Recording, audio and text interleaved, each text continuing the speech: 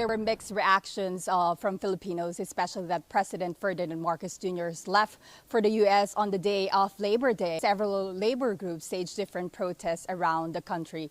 One of the main protests that was done was in front of the U.S. Embassy, and labor groups criticized President Marcos for leaving workers behind as workers around the country commemorate Labor Day. Union leaders say that May 1 should have been a time for President Marcos to sit down with workers and discuss how to uplift their quality of life and address unemployment in this post-pandemic time. So workers also slammed President Marcos's frequent foreign trips. This is his 10th foreign trip since he sat in office. And after this U.S. trip, he would then proceed to the UK for King Charles III's coronation, then to Indonesia for the 42nd Association of Southeast Asian Nations Summit. And workers are calling on the president to prioritize in resolving domestic problems. Labor leaders are calling for the increase of the minimum wage of 530 pesos or around 10 US dollars to 750 pesos or around 14 US dollars a day. So this trip comes